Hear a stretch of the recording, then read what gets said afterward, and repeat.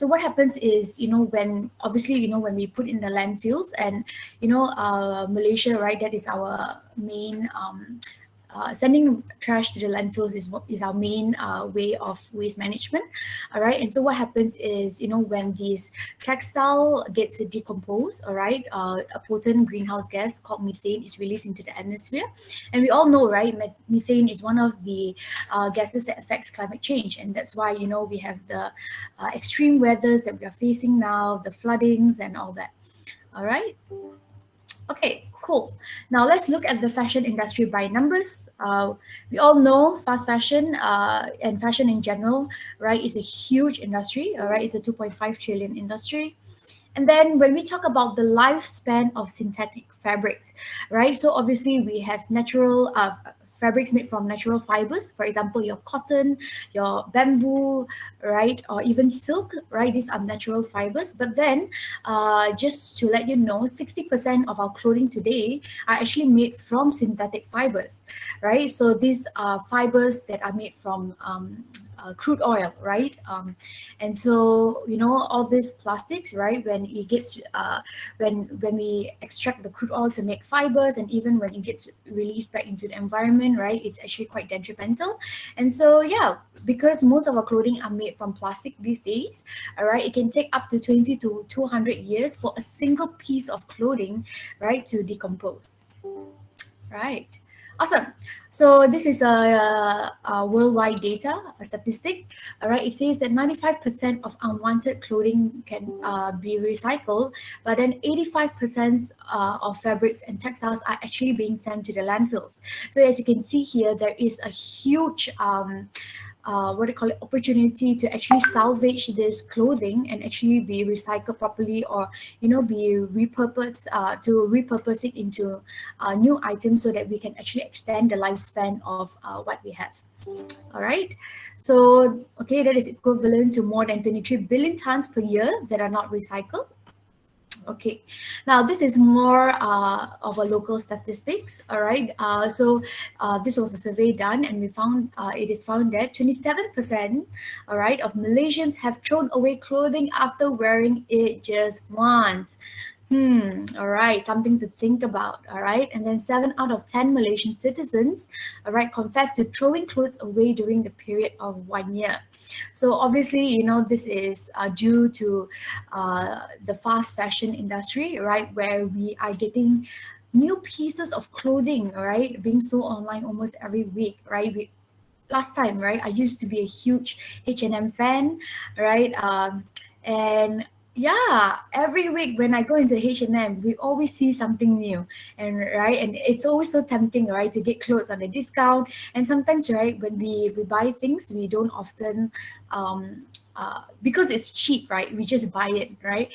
And so what happens is, when we actually wear it a few times, we realize that the quality is not there, or we realize that it doesn't fit us as nicely as we thought it would be, right. So yeah, all of this contributes to the throwing away of clothes. And last time also, I used to be an avid right, online shopper, right. Everything that I see online, even though I know the quality is going to be bad, I thought, okay lah, I just wear 1 or 2 times for the event, I can throw it away. So I had this kind of mindset. And so once I got myself educated, I realized that, hey, this is not the way, right, to live. All right, okay. Excuse me. So, okay, let's take a look more closely about the clothing system and how it actually puts pressure on our resources, how it pollutes our environment, and how it, overall creates a negative social impact. So when we talk about fiber production, like I mentioned before, 60% of our clothes are made from plastic. And so that is, crude oil.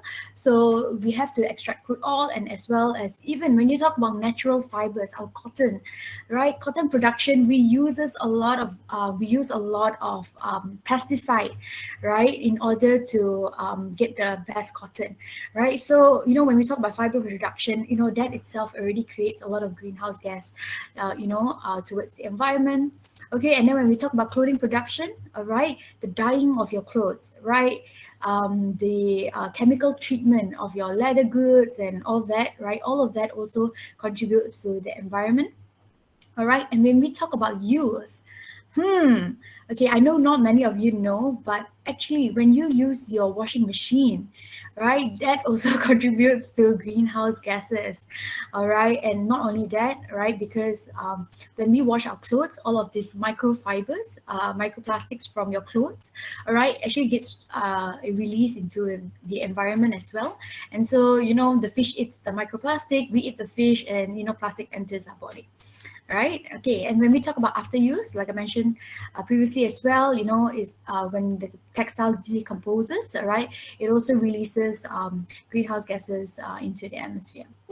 All right, awesome. So these are some pictures about how everything has a cost, and if you want your clothing to be cheap, right, you have to cut costs somewhere, right? So it's either you don't pay, right, the garments who workers who are producing the clothes for us, or we don't provide a proper treatment system, water treatment system, right, for the dyeing of our clothes, for the chemical treatment of our clothes, and so yeah, the reason why your clothes are cheap is because we are cutting costs somewhere. And as you can see from the top right, you can see how the rivers are actually being stained red due to the dyeing process in China, right? So this was in China, and you can see how they just don't care about environment, and how they will just release this toxic wastewater into the rivers and oceans. All right. Now, when we talk about clothing disposal, so how because clothing takes such a long time to decompose. All right, so this was a recent feature that was a recent news feature that was published earlier this year. All right, so this is very recent, and it shows that in the Atacama Desert, all right, it has become a global dumpster for the fast fashion industry, right? So you can see the picture, as far as I can see, all right, there are tons of clothing, all right, that are being not being used, not being sold. And so what happens is they dump them into this desert. So yeah, that's the problem, right? Because clothing takes such a long time, we are literally finding every space available on this earth to dump our waste, right? And most of this clothing are actually unsold because fast fashion brands or fashion brands in general sometimes, right, they don't want to what do you call it, they want to keep their brand name, and they rather burn their clothes or rather dispose their clothes than actually do something with them, right? So yeah, this is a very shocking image. You can search more online if you would like. Okay.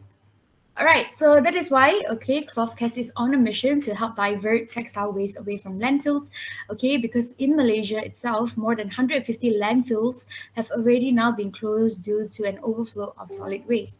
Okay, so now we are in partnership with the Selangor Youth Community as well as Lifelong Clothing Malaysia, which is our partner for fabric recycling.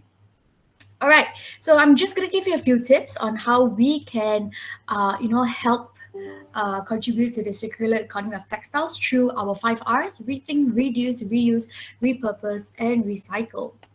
Okay, awesome. All right, when we talk about how how we are going to rethink what we have, or reduce what we have.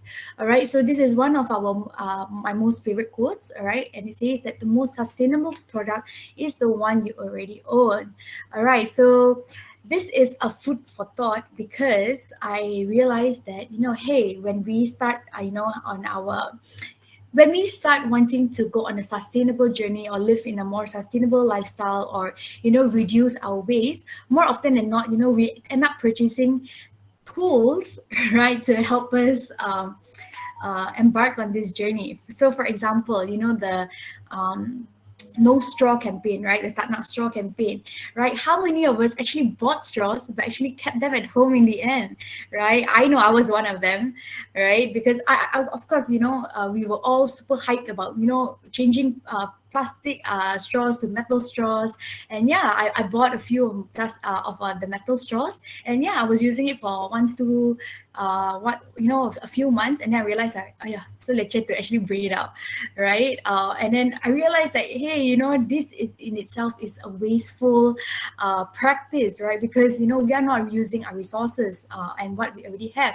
So now I just opt to drink straight from the cup, right? Because I was too lazy to bring straws anyway, right? And other than that, right, when we go grocery shoppings, right, instead of buying plastic bags, right, okay, then we have to buy the best or the nicest grocery shopping bag that people sell, instead of already using whatever bags that we have at home.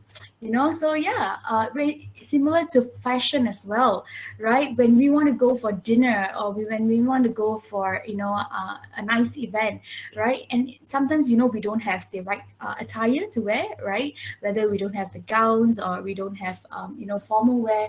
So yeah, what you can do is already start just ask around, right? Your friends, your family, who can actually lend you these clothes, or just rent what you rent, right? There are many services nowadays that actually you can actually rent all of these uniforms, or dinner dresses or whatever. So yeah, that is one way we can rethink and reduce, all right, our purchase of fashion in general. Okay, now I'm just going to give you 10 questions for you guys to ask before buying clothes. So basically, this is more of a filtering process in your mind, right? Before you buy clothes that you actually don't need, right? So, okay, first one, why am I here? Okay, ladies, I know you love to stress shop, but you gotta stop first, okay, and actually think, all right, is it worth the purchase, right? So, yeah, you make your husband angry, okay, to revenge, you buy a designer bag, right? And then yeah, actually take time to consider, why are you actually buying what you want to buy. Are you here for the discount? Are you here because you're bored? Are you here because you're stressed out? Yeah. So, and secondly, all right, will I wear this more than 20 times? All right. So yeah, sometimes we buy clothes that it's cheap, but we don't consider the quality. So after like 5 times of wearing it, it might not be as good as anymore. All right. Number 3, is it high maintenance? So this is an interesting one. So more often than not, if you buy something that is high maintenance, right, you feel so sayang, right? So you don't want to wear it as often. And if you are like my mom, right, she has a few designer bags that she only puts in the shelf for pameran, right? It's only for her own pleasure. But because she feels so sayang to actually, bring it down, because cat got scratched lah, cat, right, that it will be spoiled. But hey, that in itself is another form of waste as well, right? And even your, let's say like I mentioned, your dresses with those intricate beadings, right? Yeah, sometimes it's so, wow, so hard to maintain, right? And so yeah, I myself love all those expensive dresses with those intricate beadings. I'm sure Puan Marlena would know, but yeah, sometimes it's so hard to actually maintain it, right? So okay, number 4, is it timeless? Okay, when we talk about styles, right? We always want to chase after the latest fashion trends. Okay, number 6, is it a purchase or an investment? Number 7, does it just fit or does it flatter? Okay. Also, another one for the ladies, because we are very particular of how the clothing fits us, right? Just because we fit into them, right, doesn't mean we look good in it. All right, so that is something we have to think about as well. Number 8, does it fulfill a need or is it a want? Number 9, is it practical? All right, Malaysia, we live in such a hot country, right? So it's obviously impractical for us to wear thick sweaters, or just items, right, that doesn't fit our climate. All right, number 10, am I comfortable? All right, cool. Now, when we talk about repurposing, obviously there is a huge opportunity of items or garments that we can repurpose to make something new. And based on the statistics, right, 85% of unwanted clothing can actually be recycled. And that is why we decided to launch Woman Up. Kloth Woman. So this was a brand that I'm just going to explain a bit more later at the end, but this was started in the pandemic, all right?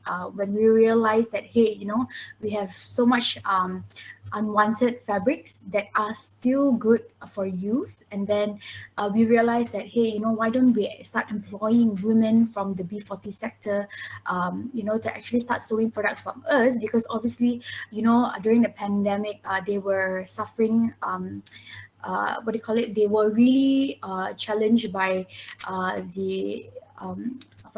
by not being able to go out and work and all that. All right. So then we also have our Kloth textile clothwear brand, where we, like I mentioned before, we supply and textiles or products made from recycled plastic bottles. Okay, so what happens when you donate into any of our cloth care bins? All right, so when you donate with us, okay, what happens is we bring this clothing, and transport them to our partner's factory, Lifeline Clothing Malaysia, which is based in Port Klang. All right, and so what happens is we actually sort the items into more than 500 categories.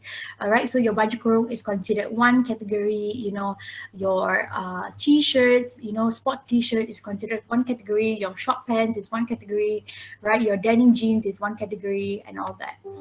Okay, so then after we sort them into the different categories, we actually grade the items. So grade A is the good to wearable condition items, okay, and then we export them to developing countries through the global textile recycling market, or distributed locally, right, through bundle shops or whatever. All right, and then we also distribute them to vulnerable and marginalized communities, for example, right, the flood victims. Okay, and then we also donate them to our Kloth Woman brand and our students who wants to do upcycling projects. Okay, now what happens to the garments that are in not such a good condition? Okay, so firstly, for all the cotton t-shirts, so just FYI, cotton is actually a very valuable resource in the recycling industry, okay, because mainly we need a lot of this cotton cloths to actually turn them into industrial cleaning cloths. All right, and then we also donate them to the Woman brand, and again, upcycling. All right, and then what happens is we also do fiber reclamation. So for example, your stuffed toys, right, or your old pillows, right, we actually claim the fiber fillings from inside, and then we produce them into blankets, and also use it as insulation fillings and whatnot. And then last but not least, if any of it cannot be recycled by the previous process, so what happened is we convert them into biofuel, all right, to be used for energy. All right. Okay, so these are just some pictures. Okay, donation to the flood victims. Okay, and this is just to show you some pictures about the factory that we are in partnership with. So this is Lifeline Clothing Malaysia. It is Australian owned, all right, and they are the only ISO certified fabric recycler in Malaysia.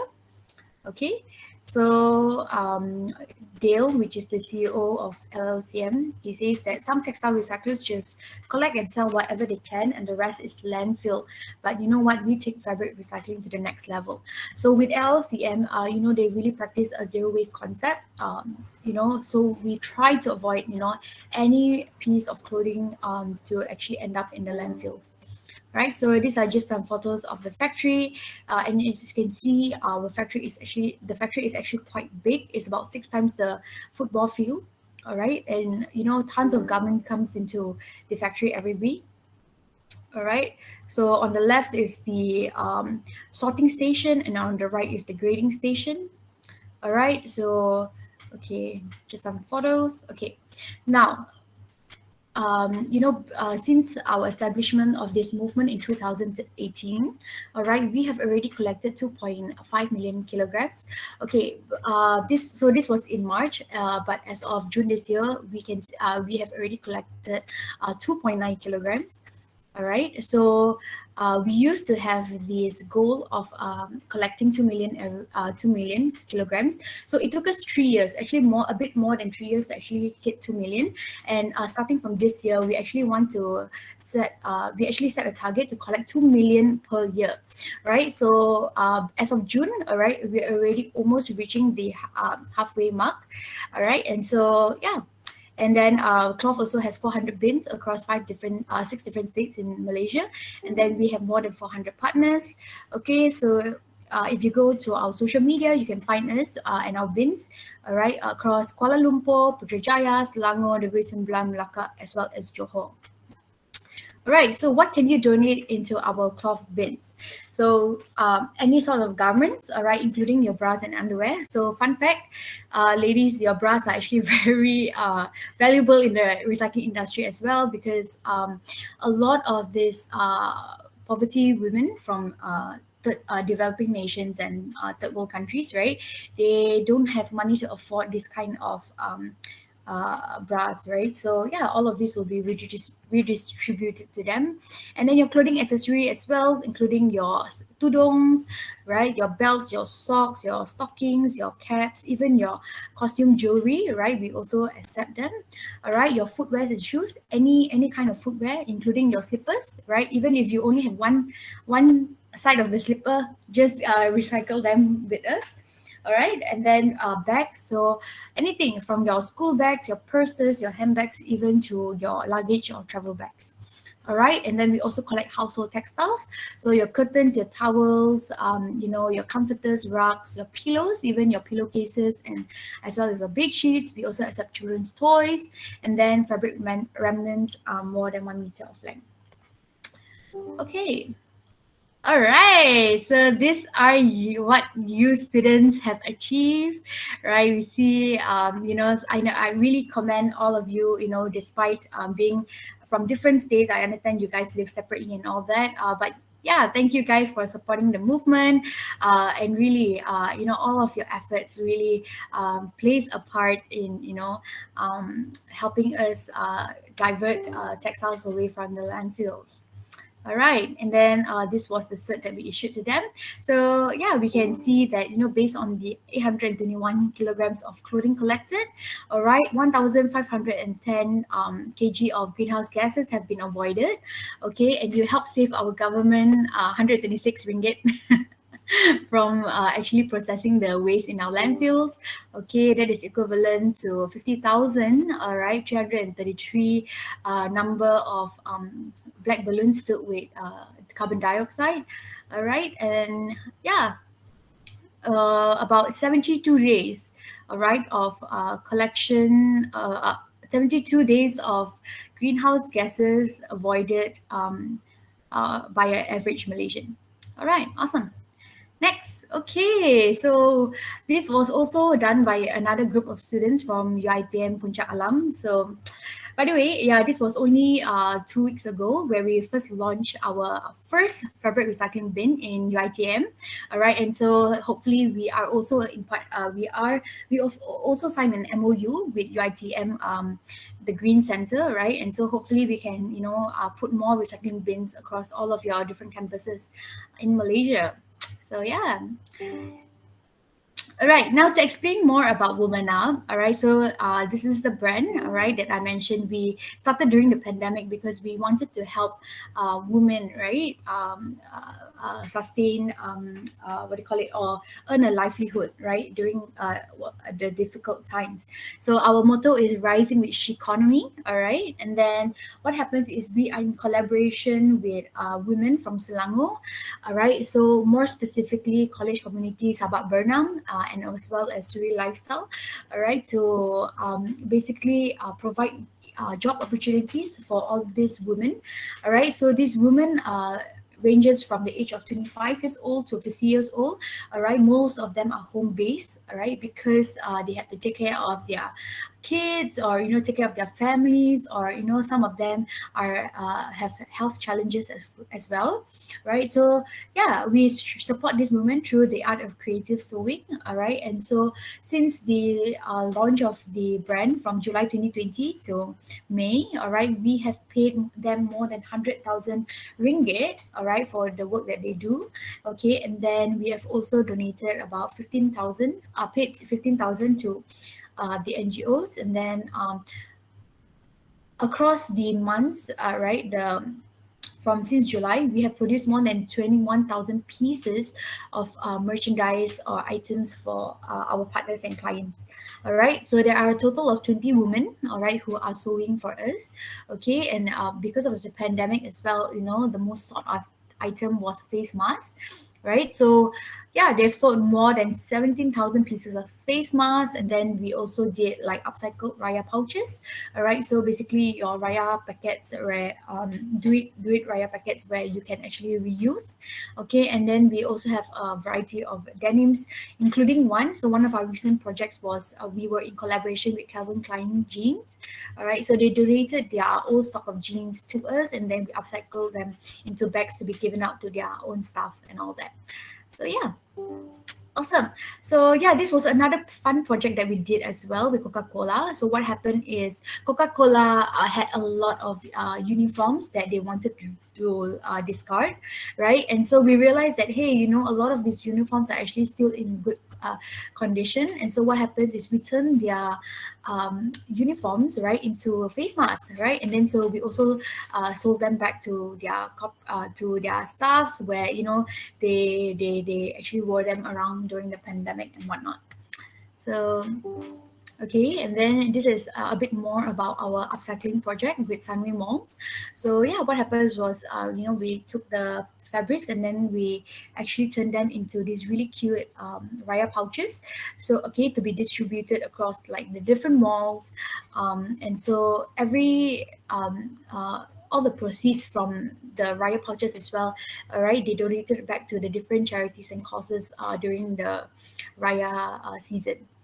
Okay, so yeah, that is just a snapshot of our Kloth brand, and how we really wanted to restore the dignity of women, right, and really give them job opportunities for them to earn for their families and really support themselves, and especially since a lot of women, all right, they can only work from home, and so sewing is one of the easiest ways for them to actually earn an income. And so yeah, that is how we actually support the women from these areas. And then I'll just end with this video.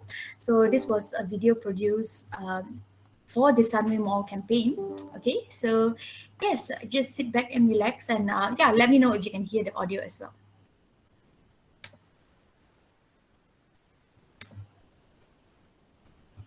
Oops.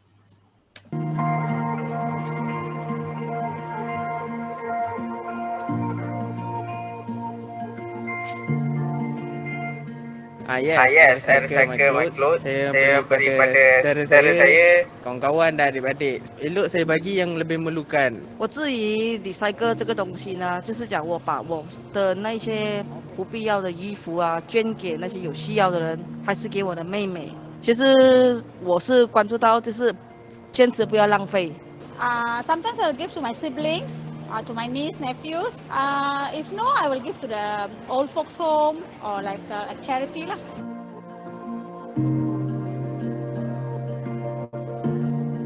Akak ibu tunggal, ada seorang anak dan akak sepenuh masa menjahit. Tapi masa COVID ni income memang kurang lah. Tapi bila college community offer, akak cubalah ambil peluang ni untuk menonjolkan diri dan bantu komuniti yang lain lah. Sebelum ni kan kita terhad kan, tak boleh memang balik kampung. Tahun lepas memang tak boleh balik kampung. Tahun ni berbezalah sebab akak ada income melalui Clothes Care Woman, dan kita ada keluarkan produk baru. Macam sebelum ni kita guna sampul duit raya guna kertas je kan. Untuk kali ni akak akan cuba bagi anak-anak buah akak ke mak bapak akak ke guna sampul ni lah yang kami dah buat ni. Banyak benda yang kita boleh buat dengan kain-kain yang dah terpakai yang kita semula ni sebetulnya. Anak-anak perempuan dah suka make up kan, boleh letak lipstick ke, sikat dia orang ke, macam-macam dia orang boleh taruh lah dalam ni. Pergi sekolah kan boleh bawa letak peralatan tulisan dia orang, macam tu lah. Since we started from the 18th 2018 until now, within 13 months, we have collected over 1.2 million kilograms. And we think that most of the fabrics collected is 95% is actually recyclables. A portion of it, maybe I would say more than 50%, actually can be upcycled and repurposed into something else. With collaboration with Samui Mosque and Kloth Cares Women Up, we hope that fabric recycling will bring people together to save the environment, and also those unwanted fabrics that is still good condition, we can upcycle and repurpose and help the women from the marginalized community to generate additional income to their household. A year ago, the world came to a stop. We had to adapt and alter our meaning of reality. It was also the first time we had to separate from friends and family, to be apart from home and what we deem as normal during Raya, the festival of unity and togetherness. This year, although our fight is not quite over yet, Sunray Mosque is bringing the community together to lift each other up and strive for the betterment of our future. How? Introducing Sunray Mosque Upcycle Raya Pouch. Not only are we helping the environment by repurposing cloth, Sunray Mosque is also helping the community by providing jobs, helping single mothers, and helping them to get back on their feet. The proceeds from shoppers redeeming this upcycle Raya pouch would also go to charity. Be a part of our movement and help Sunray Mosque reach more communities to impact and elevate lives.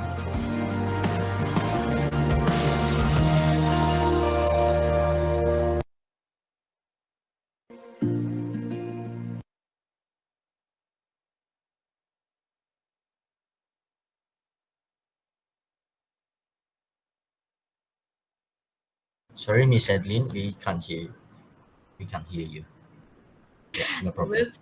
Yeah, so thank you everyone for joining me on my talk, and I hope I really don't bore you guys on this Saturday morning. I hope you guys learn something useful, but hey, don't just use it as hate knowledge, right? Actually, I really hope that you guys are encouraged to do something about it, and that's all. All right, I'll pass it back to, is it Shuhail? Yes. Since we've got a question in the chat box for Mrs. Nur Shuhada, I'll hold the question up until our Q&A session later, okay? So, all right. Thank you, Mrs. Adelyn, for the input. We love to hear the insights and data about the environment and fashion from the person in the industry itself. Again, thank you so much, Mrs. Adelyn. Okay. Our second panel is Mrs. Tanty Marlena Abdullah. She had her education from the Selangor Human Resources Development Center, SHRDC, specializing in automated product design in footwear. She holds 2 diplomas. She has a diploma in fashion designing from the Fashion Trade Institute of Malaysia, FTIM, and a diploma in art and design from Paris College of Art in France. She also has a Bachelor of Business from Sorbonne University in France. And Mrs. Marlena is also a person who has been in the fashion industry since 2000. In addition, she has the expertise in sewing, bidding, and creative art. Interestingly, the concept presented by Mrs. Marlena is the concept of from trash to can. This concept allows less amount of waste the textile industry has to the environment. Mrs. Marlena is also a certified neuro-linguistic programming NLP practitioner. She helps a lot to grow the community economy through skills and digitization.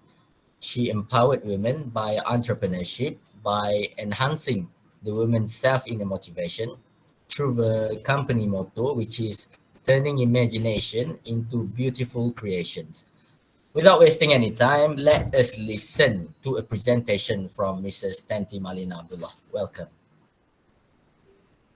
Okay, thank you, Shuhal.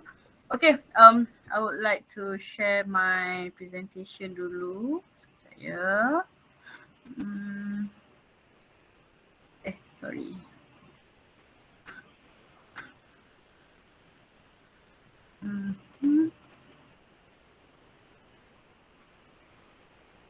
Oh, I tak boleh share. Kenapa ya?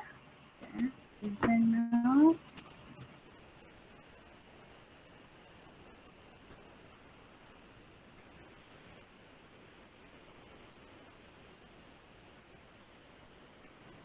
No problem, take your time. I tak boleh share. Semalam saya share dengan siapa ya? My slide. Boleh tolong share balik tak? Boleh sekejap ya. Sudah. Yes, alright. Yeah.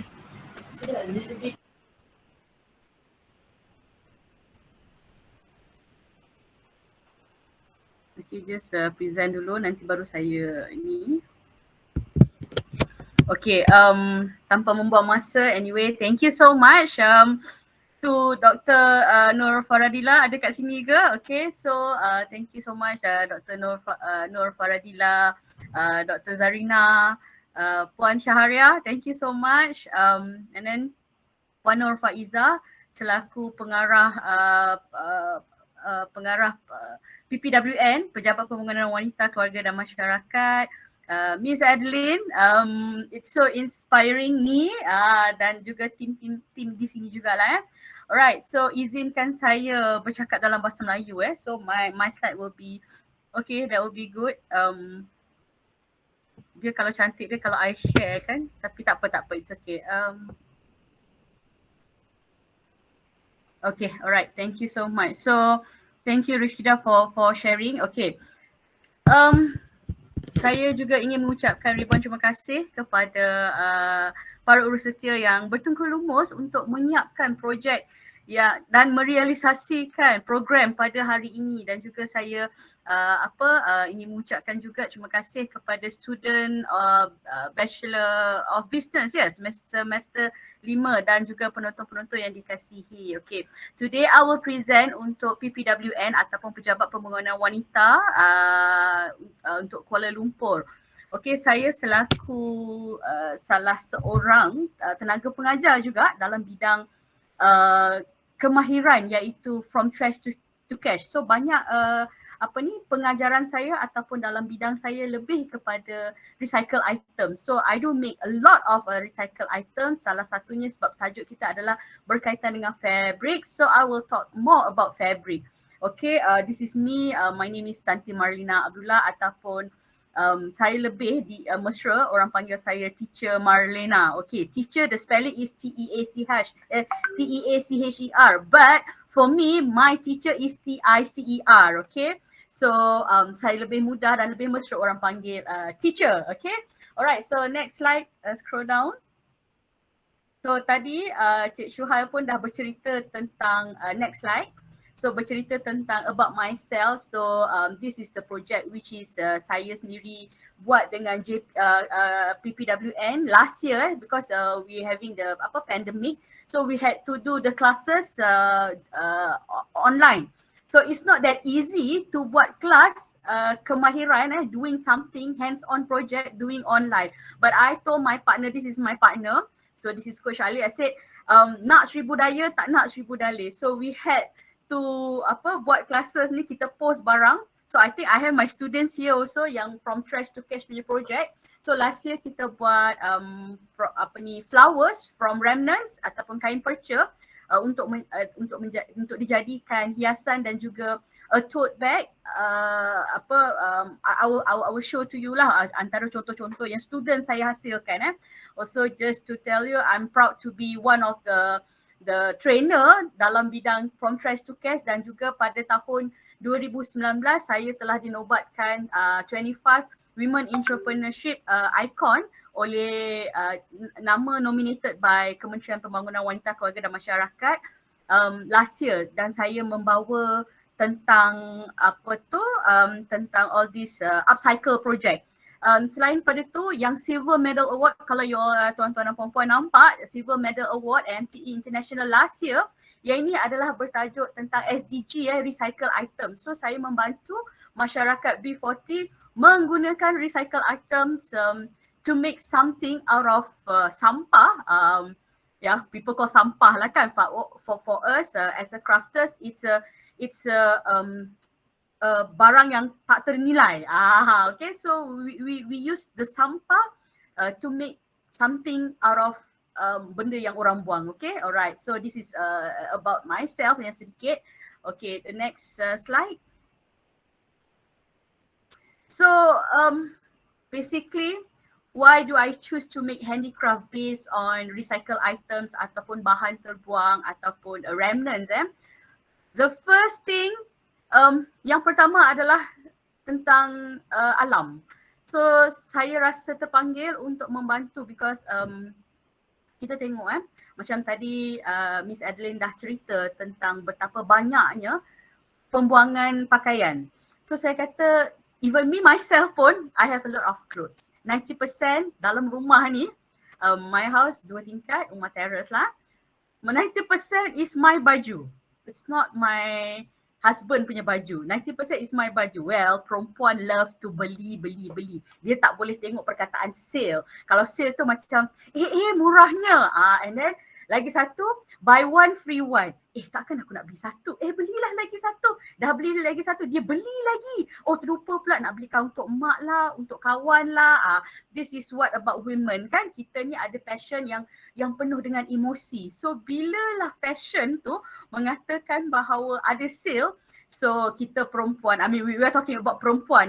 Lelaki dia memang kuat, dia memang bersemangat on saying no to buy clothes. Tapi kalau perempuan ni dia tak boleh, dia punya nafsu untuk memberi tu sangat besar. So even me myself, saya tengok environment dia dah terlampau banyak sangat dengan clothes, dengan pakaian, dengan kain-kain yang terbuang. So itu adalah antara satu inisiatif untuk saya membantu alam untuk mengurangkan pencemaran. Yang kedua adalah untuk express apa tu dia panggil, hasil karya. Saya ni orang seni Itulah rumah saya ni penuh dengan barang. Sebab apa? I would tell myself, ini boleh pakai. Sayang nak buang. Macam tadi kan dia cerita bahawa ibu kepada Miss Adelyn, simpan barang, suka jadi apa tu dia panggil tu pameran, letak dalam almari. Alamak, itu saya terasa, saya terus macam sebab apa? Saya pun simpan barang juga. And I will buy a handbag kecil-kecil, comel-comel. So saya akan simpan. So saya kata, kenapa aku simpan barang-barang ni? Why not aku mengajar orang untuk mengekspresi seni, although it's just a simple handbag, contoh just a simple handbag ataupun clutch. Kenapa kita tak ajar sahabat-sahabat kita di luar sana untuk membuat seni, barang-barang yang terbuang untuk dijadikan seni. Even water bottle tu pun saya jadikan brooch. So I make a brooch, so I don't have the sample here. Jadikan brooch dan saya tunjukkan kepada few of my friends which is in Miami. Pada 3 tahun sudah, masa Miami Fashion Show, they ordered the brooch daripada water bottle untuk dibagikan sebagai as a gift for the audience yang datang. So bukan VIP lah, tapi apa yang mereka mengatakan bahawa adalah that is something they appreciate. I'm so sorry, in Malaysia we don't really appreciate recycle items. So bila saya bawa brooch daripada water bottle tu, mereka sangat hargai. I just put in a box and then just put a little bit of a ribbons. Ribbons is from batik. So batik kita nak memperkenalkan Malaysia kan. So this is from Malaysia. So it's recycle item. They really appreciate. Dan masa tu saya bawa hanya 100 pieces saja. So they ordered dengan saya. So I have my community yang buat benda-benda ni semua. So it's a rezeki for them also lah untuk membuat recycle item to jadi sesuatu yang mewah lah di sana. Okay, so they can express their seni kreatif. Okay, nombor 3 adalah I want to help my targeted women. So memandangkan saya di bawah Kementerian Wanita. Kementerian Wanita kita banyak kategori, banyak agensi. So antara agensinya adalah JPW, Jabatan Pembangunan Wanita. We have LPPKN and also we have lagi satu JKM. So di setiap agensi ni saya membantu masyarakat targeted lah. So macam LPPKN kepada wanita, JPW juga kepada wanita. So I help them on generate income, dia meningkatkan ekonomi. So apa yang saya nampak, alhamdulillah bukan saja dalam kelas saya bila kita mengajar, terutamanya di bawah JPW wilayah, bukan saja mereka boleh menyuarakan seni kreatif, but they can generate income. Itu yang kita nak, because I do help women. Okay, so minta maaf lelaki saya tak jaga, saya jaga hanya wanita. Sebab lelaki ni dia ada dia punya berdikari dia berbeza. Kalau macam wanita bukan kita kata mereka tidak berdikari, tetapi mereka perlu dibimbing dan juga biasanya perempuan ni dia bergerak secara berkumpulan. Okey, bila wanita-wanita ni bergerak secara berkumpulan, dia akan lebih bermotivasi dan juga mereka lebih rasa macam dihargai. Kalau lelaki ni dia boleh walk lone range sendirian. Tapi kalau perempuan sama-sama dia dalam komuniti lah. Terutamanya macam contoh saya memang menekankan tentang fabric. Okey, fabric terutamanya untuk membuat bunga. Okey, contoh dengan saya depan ni, okey, yang ni yang saya tunjuk ni adalah kain perca yang dibuang, tapi saya jadikan dia sebagai satu hiasan pada pakaian, pada fashion, dan ia mendapat permintaan tinggi. And then I will put a little bit of manik-manik and a little bit of gemstones, so it turns into something yang berharga RM89.90. So daripada sampah kita jadikan jadikan sesuatu hasil untuk menjana ekonomi pada golongan tertentu lah. Macam tadi kita ada bercakap tentang golongan B40 So mereka nak cari pendapatan, tetapi mereka tidak mampu untuk membeli barang. Contohnya kalau kita buat jahitan, they need a sewing machine, okay? Melainkan kalau dia buat jahitan menggunakan hand stitching, okay? So mereka perlu beli kain. Contoh kalau mereka nak buat curtain ataupun table runner, mereka nak ambil tempahan, kalau orang tu hantar kain tak apalah. Kalau mereka nak buat yang ready made, diorang tidak ada keupayaan untuk membeli. So apa yang saya lakukan adalah saya beritahu dekat student saya, mengatakan bahawa untuk menjana pendapatan tak semestinya kita kena keluarkan duit. Kita boleh menggunakan duit orang untuk kita menjana pendapatan. Itu yang last week saya buat satu kelas bersama JAKWA, Jabatan Kemajuan Orang Asli. So mereka sangat kreatif, tetapi mereka tidak terdedah kepada upcycle project. So saya katakan mereka, so apa kata kalau ada barang-barang lama, craft-craft yang lama, contohnya macam kayu-kayu, because they are more towards alam sekitar. So saya ajar mereka untuk membuat kepada wanita-wanita lah, membuat tabur, membuat craft lah untuk mereka menggunakan apa yang ada. So selain pada itu, saya ajar mereka kain-kain yang terpakai, contohnya t-shirt lama untuk dijadikan soft toys. But they have to wash dululah. Soft toys, so dalam macam tadi Miss Adelyn cerita, luar tu mungkin kita guna t-shirt, dalam tu kita guna kain-kain yang tak boleh pakai. So kita dia panggil? Sumbat-sumbat dalam tu. Kita sumbat-sumbat untuk jadikan sesuatu. So mereka ni, lagi satu bila saya bercakap tentang orang asli minta maaf lah kalau saya salah. Saya tahu mereka ni sukar untuk menerima orang lain, maksudnya orang luar. Saya adalah orang luar sebab saya bukan orang asli. Mereka biasanya bekerja sesama untuk buat craft sesama komuniti mereka. So last week saya pergi di area Selangor, so memang masuk kampung untuk mengajar mereka. Saya mula fikir cakap, boleh ke mereka ni, especially those targeted mereka adalah dari pendapatan yang kurang daripada 1,000 mungkin. So can they understand what is upcycle ataupun from trash to cash project? Saya nak explain, the first thing I ask Jakwa, mereka boleh cakap bahasa Melayu ke? So I couldn't speak bahasa orang asli or you know, I don't know what bahasa they will use. So they said boleh, mereka boleh guna bahasa Melayu, but I have to speak satu persatu. So okay lah, and then they accepted me sebagai orang luar untuk membantu masyarakat di komuniti mereka lah. So I do taught them to make a soft toys. So I make the sotong. So they see, oh, this is something tak perlu sewing machine. They can just do dengan tangan lah. So that is I'm so proud of myself lah, being one of the industry player dalam recycle items. Okay, alright, next slide. Okay, this is part of hasil kerja. So the one yang kalau you tengok bunga-bunga, okay, bunga sebenarnya banyak gambar yang saya nak share, tapi saya lebih kepada pengalaman saya lah ya. Bila kita bekerjasama dengan di bawah wanita, macam saya katakan, saya lebih menjaga wanita. So ini adalah hasil kerja student saya. So bunga yang oren tu adalah it's kalau tailor dia banyak kain perca.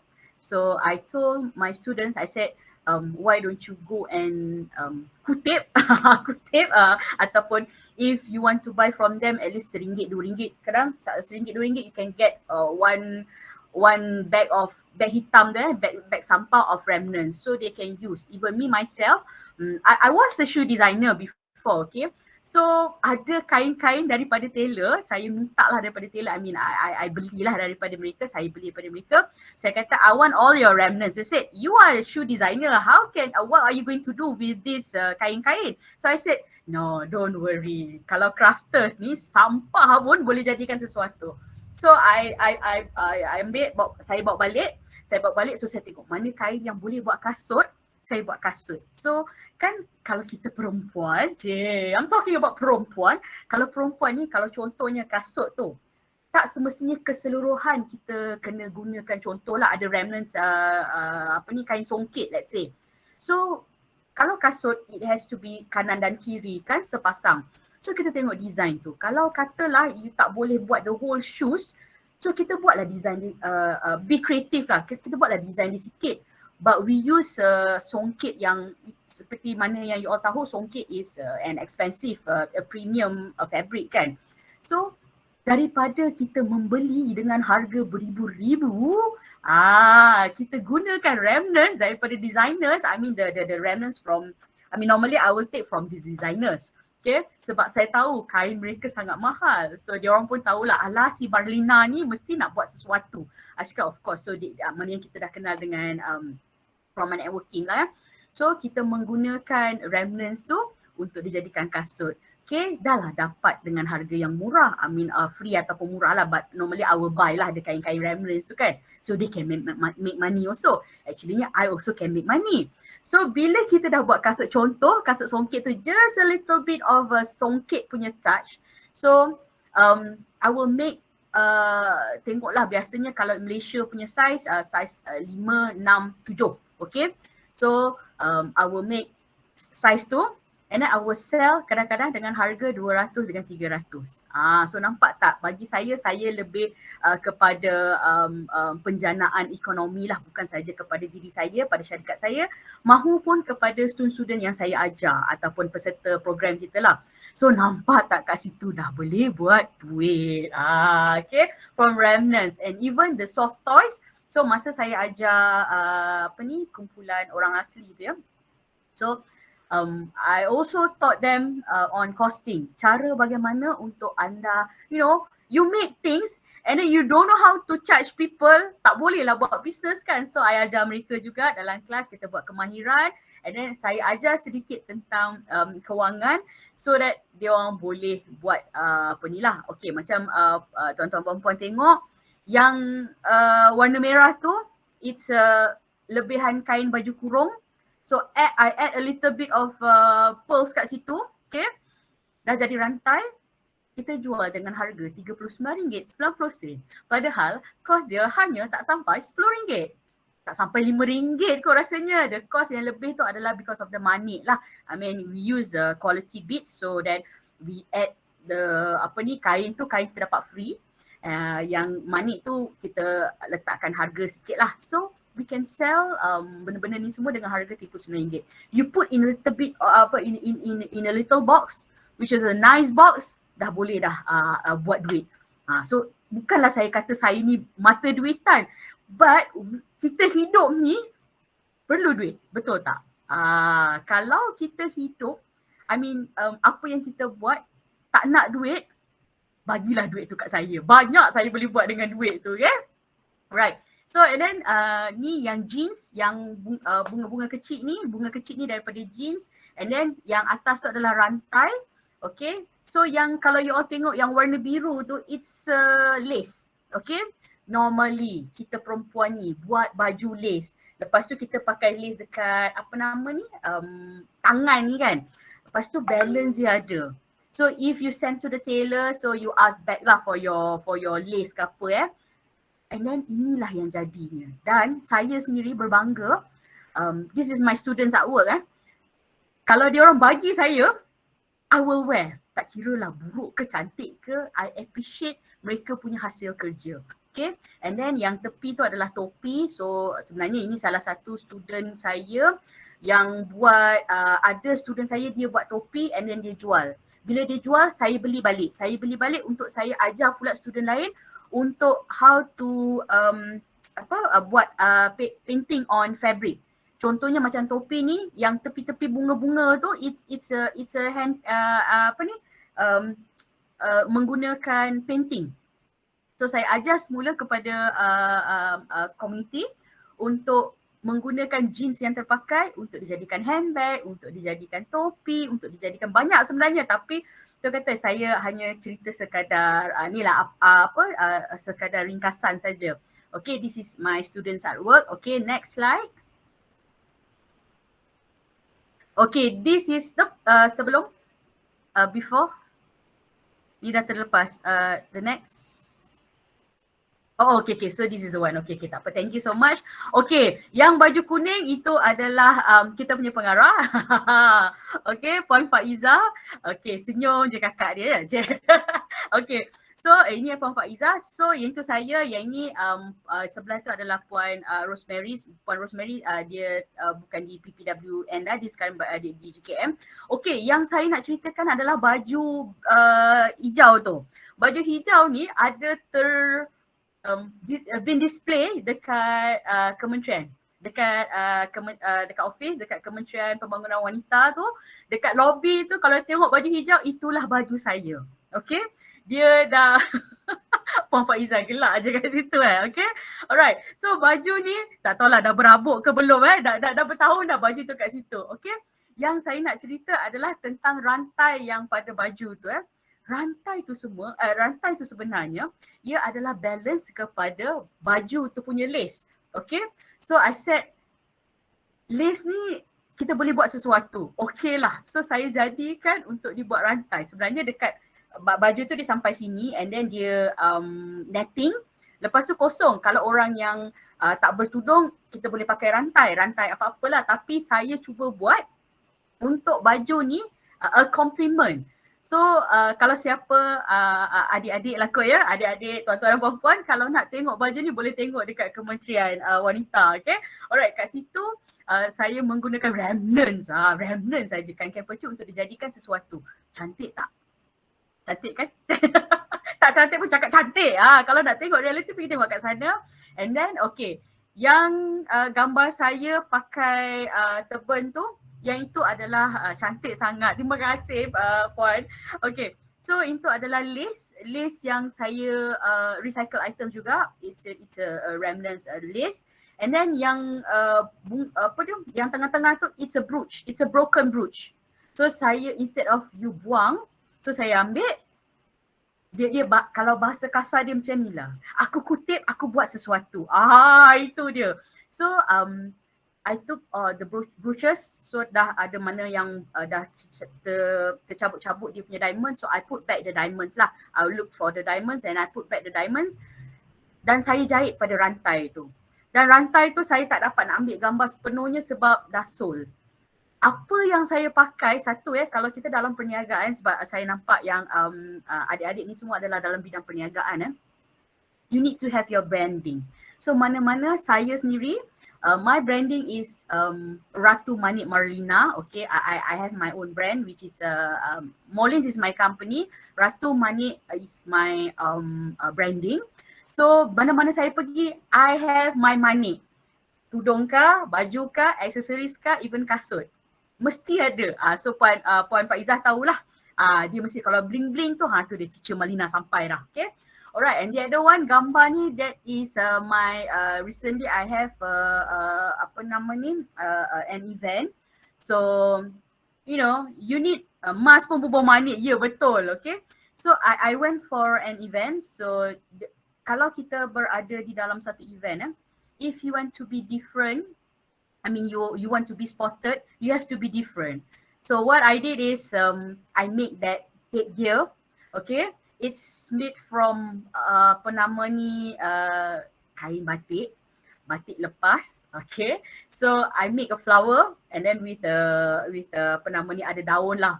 So and then the yang warna biru-biru tu it is actually it's a net from bunga telur.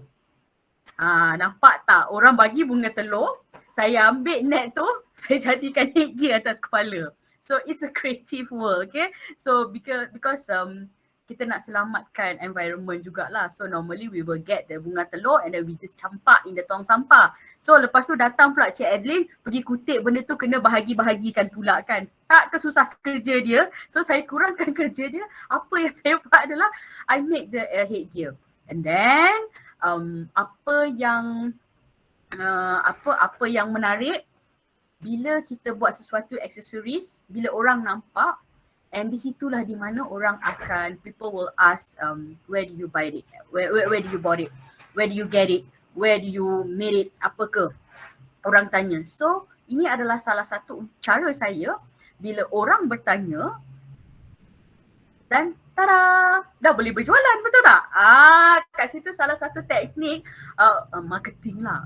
Marketing. Apa yang kita pakai, yang kita mesti yakin dengan apa yang kita menggunakan, okay? And then in business, kalau saya bercakap tentang soal business, branding sangat penting dan juga marketing. Sebab sekarang ni orang tak cari kita tau. We have to look for people and we have to memperkenalkan diri kita kepada masyarakat. Lain bahasa dia adalah jual diri.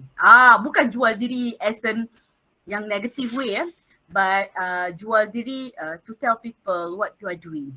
Okay, macam saya sendiri, of course when people say, cantiknya rantai tu, and I'll say, oh cantik ya, kalau nak buat sendiri datang kelas kita. Kalau nak beli ready made pun ada.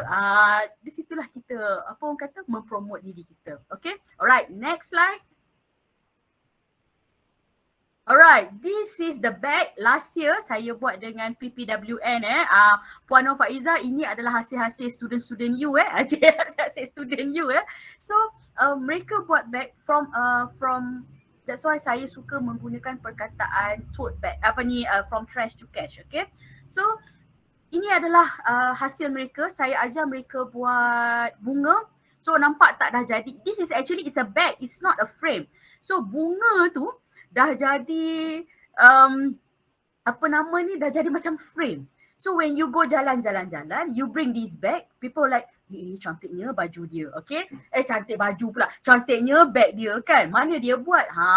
Nak buat, lah tempat dengan kita. Macam tu lah, this is a way of telling people, okay? And the other one is a jeans bag from jeans. Okay, sebenarnya kan, okay, just to share with you all semua,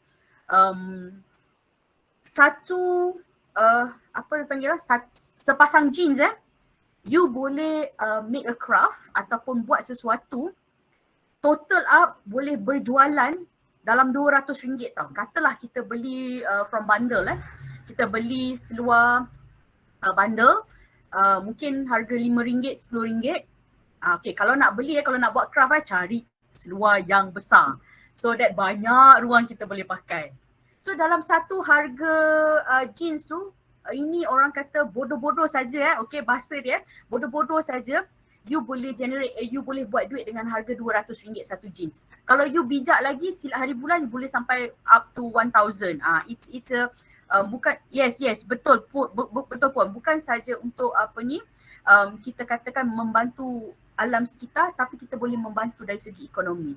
So yang hujung tu student saya dia buat it's a tote bag, it's a normal jute bag jute, and then dia buat jeans, dia ambil kain jeans, tak tahulah jeans dia ke jeans laki dia ke, saya pun tak pastilah. So dia buat jeans and then dia put a little bit of a decoration, then bag tu dia ada boleh insert handphone lah apa semua so it's her creativity. Okay, alright, next.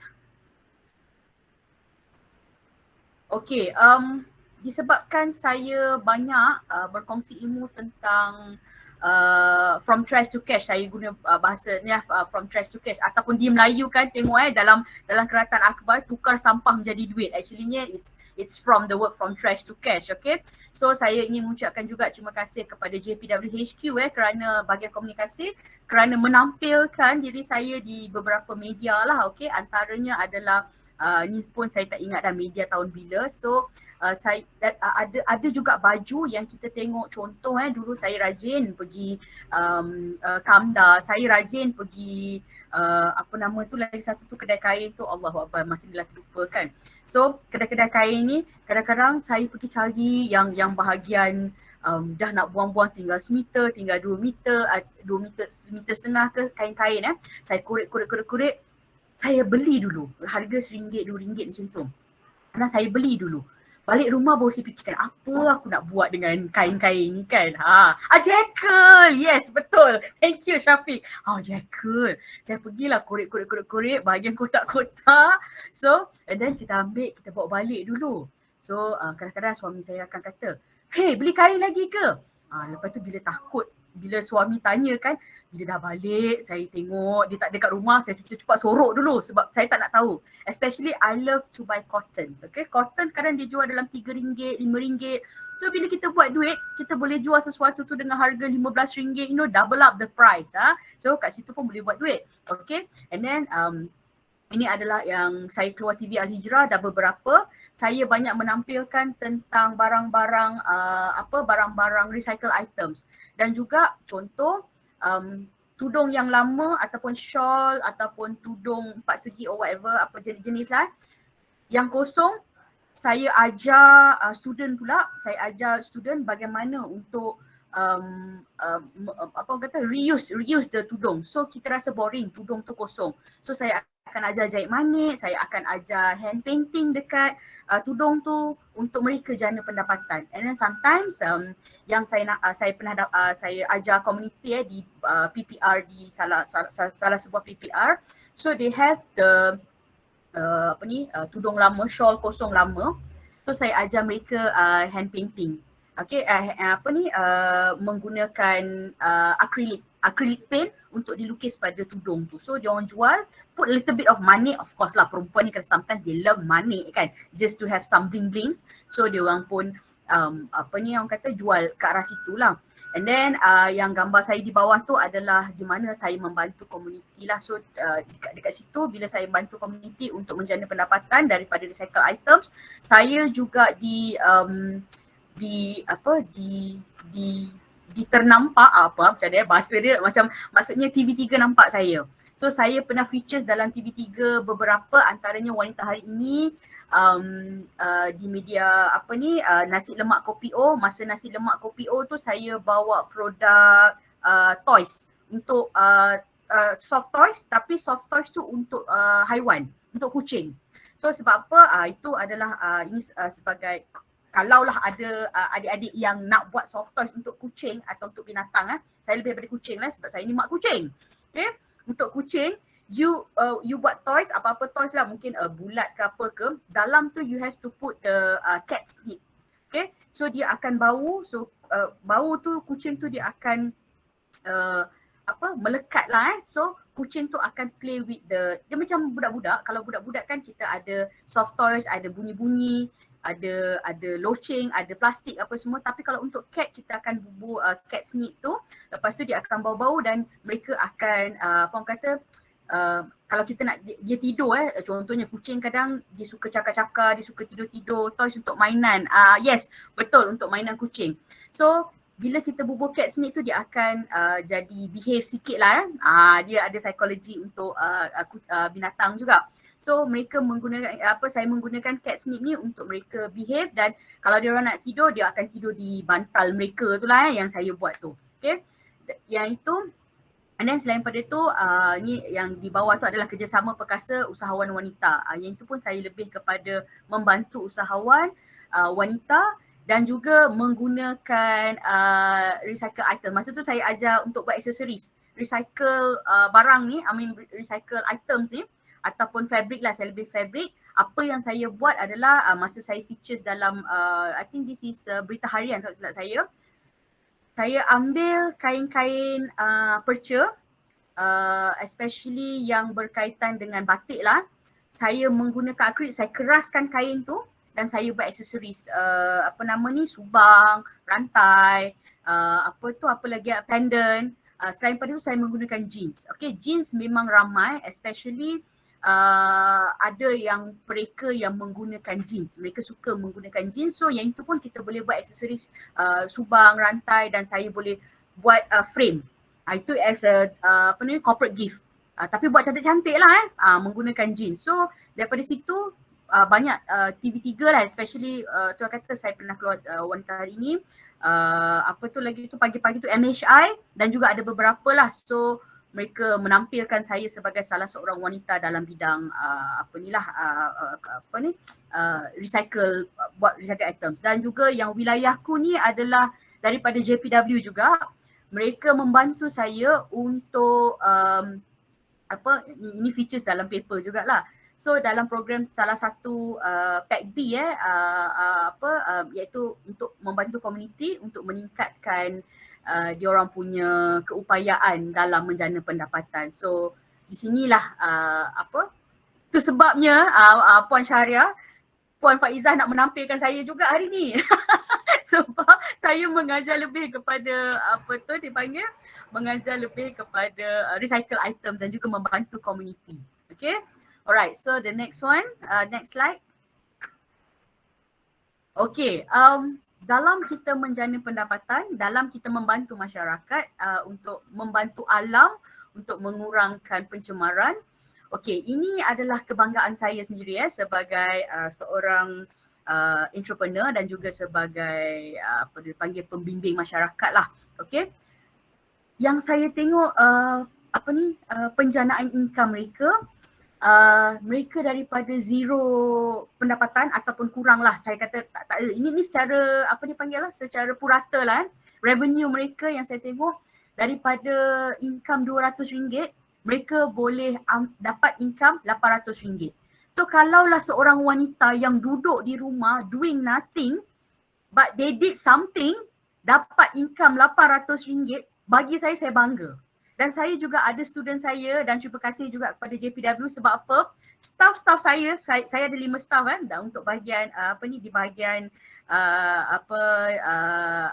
jahitan saya ada 5 staff saya, mereka adalah student saya. So apa yang saya buat, when I see them, they have the potential of jahit pun kemas, dengar cakap teacher kan. Kelas saya ada rotan tau.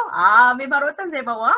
So bila saya tengok the potential of them boleh jadi, I ask them if you want to be do you want to be my in my community ke apa. So dia kata okay, mereka adalah daripada pelajar-pelajar yang saya mengajar di JPW. JPW pun kita ada buat program program keusahawanan, program tentang motivasi apa semua beberapa program tentang wanita lah.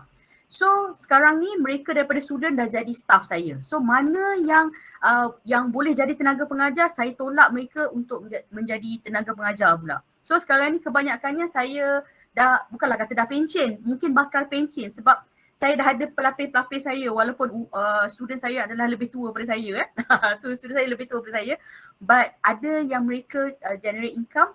Dan ada juga salah seorang student saya, dia pernah dapat tempahan untuk from kain remnants, kain chiffon. Dia orang buat chiffon tu jadikan bunga. Okay, saya terlupa nak tunjuk gambar dia buat baju dan dia boleh charge orang tu untuk buat bunga daripada remnants tu, macam-macam colour lah dia ada dia boleh jana pendapatan sampai sampai 1,500 for one baju. Daripada sampah tu, bukanlah kita panggil sampah, daripada from the remnants, so dia buatkan bunga dan dia boleh dapat income daripada hasil tu 1,500 untuk satu baju. Itu kalau satu baju. Kalau berbaju-baju, you bayangkan. Okay, saya tak nak fikir berjuta-juta. I mean that is not my challenge ataupun my goals untuk student saya untuk jana pendapatan sampai juta-juta. Saya cuma ikut pada kemampuan mereka lah, okay. So yang saya nampak memang saya bangga dengan diri saya sendiri. So mereka daripada tiada income ataupun the income is only 200-300 ringgit per month.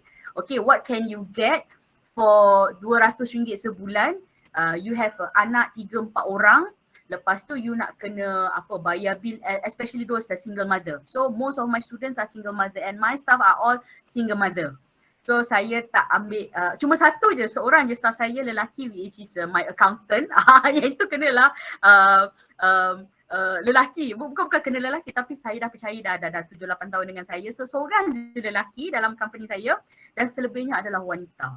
So bila kita bercakap tentang seni kreatif dan penjanaan income ni, so saya sangat terharu dan saya memanggil jugalah dan terima kasih jugalah kerana semua di sini menaikkan martabat from trash to cash. Maknanya bukan saya seorang saja dan bukan saja Puan Miss Adelyn seorang saja yang kita ke arah recycle item. So adik-adik di sini juga kalau boleh kita mengenengahkan dan kita buatlah membantu alam, membantu masyarakat dan juga membantu diri kita sendiri untuk menjadi disiplin, menjadi lebih menjadi lebih masyarakat yang makmur lah dalam especially in Malaysia. So I hope dalam Malaysia ni tak adalah terjadi macam di Chile tadi sampai dah jadi lautan pakaian So I hope Malaysia pun taklah jadi macam tu. Dan kalau ada barang-barang yang terpakai, dan sebenarnya kalau orang crafters ni macam-macam boleh jadi. Even kotak yang dibuang di tepi giant pun dah boleh jadi sesuatu yang indah.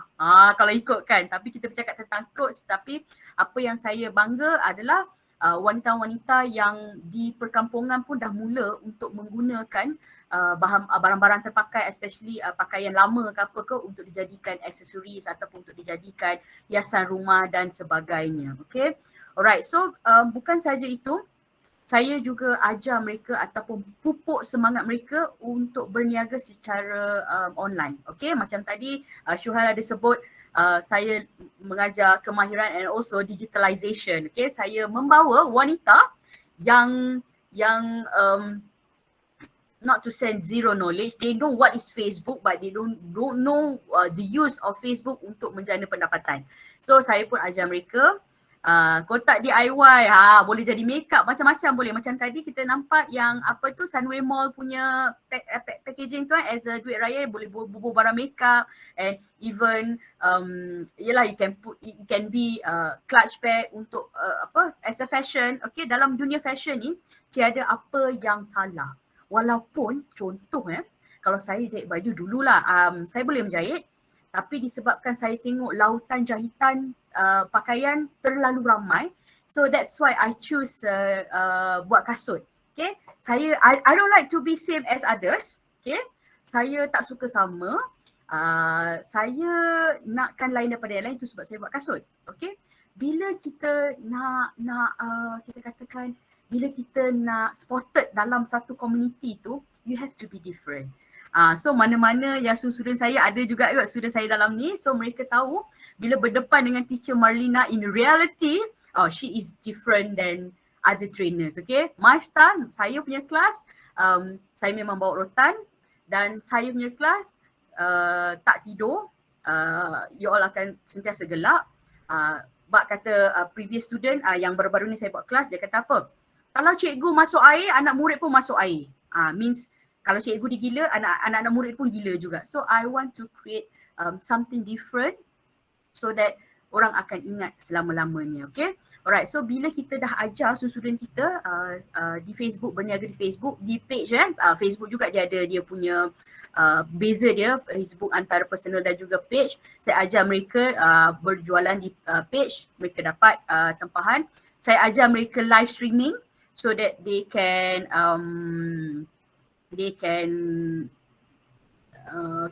they can generate income bila buat Facebook live, and also they will sell dekat Shopee. Okay, adalah cara-cara dia tertentu. Okay, alright, so I hope ini okay. Rasa ada next slide tak? Rasanya tak ada dah kot. Okay, next slide. Oh, okay.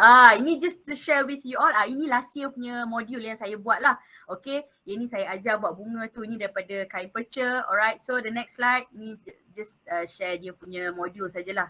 Next slide. Okay, ini yang saya beritahulah rekaan apa ni, apa benda yang digunakan, jahitan apa ke. Okay, next slide. Ini sekadar perkongsian. Okay, ni pun sama juga. Alright, next slide.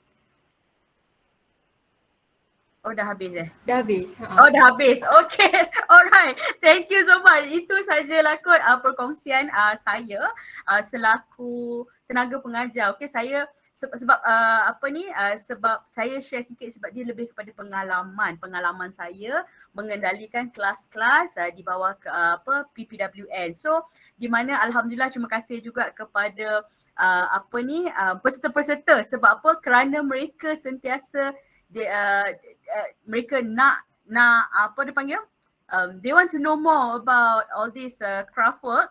So saya sentiasa berada di appearance saya sentiasa ada di sisi mereka. So okay, saya rasa itu sahaja perkongsian saya. Just a short and saja. So ada sebarang soalan ke untuk ditanya? Okay, cuba saya tengok di chat. Alright, thank you so much. Okay, saya tengok daripada atas Okay, terima kasih juga Puan Nur Faizah sebab yang merecommend kepada Puan Syahriah merecommend saya di sini. Okay, emas bubur manik. Ya, betul. Emas saya memang ada manik. Tapi sekarang dah kurang pakai emas kan. Alright, thank you so much. Okay, yes, income opportunity for B40 sebab saya memang targeted. Saya tak nak buka kepada semua orang. Maksudnya I have my targeted audience. So sebab apa? Supaya kita boleh tumpukan kepada mana yang saya lebih selesa dan juga saya dapat membantu mereka. I don't go for kita ajar semua orang. So my target is B40, wanita and single mom lah. Okay, kalau tak single mom pun maybe they are dipanggil wanita tidak bekerja lah. So kebanyakannya saya targeted adalah wanita lah. Okay, alright. Boleh, siapa nak masuk kelas saya boleh. Kalau bersedia dengan rotan pun boleh. Okay, soft toys, okay. Kotak DIY, yes, okay. One man's trash is another man's treasure. Wow, itu kita juga bukan man dah, women. Teacher, your artwork are awesome. Thank you, Fatin. Boleh. Program saya banyak saya buat bersama dengan PPWN So ataupun kalau you nak tengok my programs apa yang saya buat, kadang-kadang saya suka buat live streaming. Okay, live streaming sharing about those craft. Okay, saya banyak sharing melalui Ratu Manik Marlena. Kalau you tengok Facebook Ratu Manik, so saya biasanya saya akan buat craft work. Okay, craft work ataupun saya menampilkan wanita usahawan-usahawan wanita. Okay. Second, products available online. Okay, setakat ni saya ada buat online tapi dah lama tak aktif. So but my students ada yang buat online. So you all boleh tengok, saya pun tak ingat, adalah beberapa student saya yang dia berniaga secara online. So macam saya banyak lebih kepada sharing Okay, alright. Teacher tak ada gambar buatan kasut Amboi, tiba-tiba kasut. Okay, boleh tengoklah di Ratu Manik kot. And the latest shoes that I make, yang I bukan make, competition dalam competition. The latest design pernah dipamerkan di Melaka last month tak silap saya. So kasut tu saya bawa ke dipertandingkan di di China. So 2003 saya menang tempat yang pertama champion di Asia Young Women Southeast Asia Young Women Designer Young Shoes Designer in footwear lah. Okay, saya menang tempat yang pertama. 2017 saya menang di China tempat yang ketiga.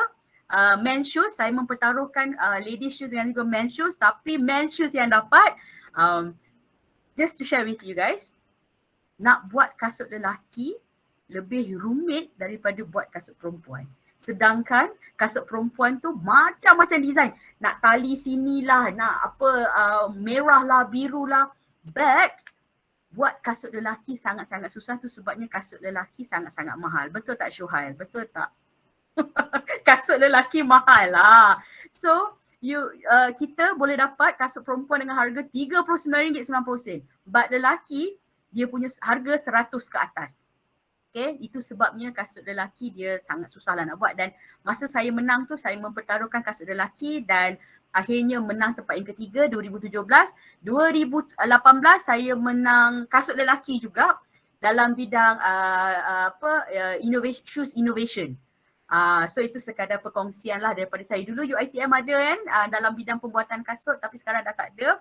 So saya sempat untuk mengajar sedikit dalam dunia pembuatan kasut. Okay, alright. So I think that's all from me. So harap-harap ia menjadi inspirasi lah kepada tuan-tuan dan puan-puan. Terima kasih. Alright. Thank you Mrs.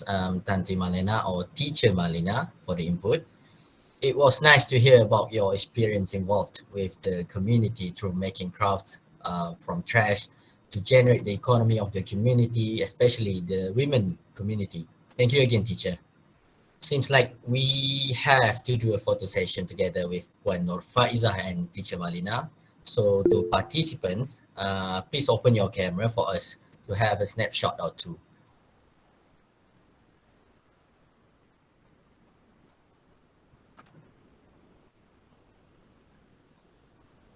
All right.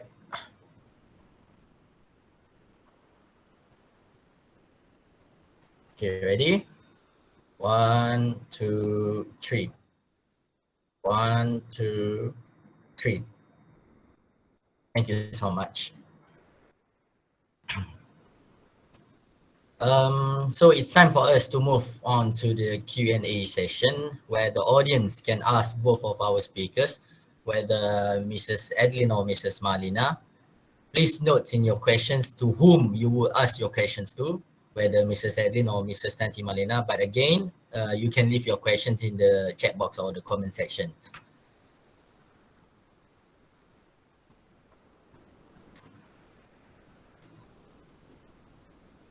The first question is from Nurul Hazimah Matno. I think it's for Mrs. Adelyn. We know cloth cast bins are already at many places. So my question is, do they collect all the donations from the bins every day or how? All right, yeah, thank you so much for the question. So it depends on the performance of the bin. So some bins are in very high traffic areas like, shopping malls or like petrol stations. So that one obviously we come and collect every week. But obviously those bins that are more, that is not as popular as the other bins, then we will see the frequency pattern of the how full the bin is. And then so sometimes it will take 1 month for the bin to be full, and then we'll come on a monthly basis, or sometimes it's 2 months once. So yeah, that is how we monitor the bin. We first look at the pattern and then we decide on the collection schedule. All right, the second question is from our advisor, Seth. Is Kloth Factory open for group visitation?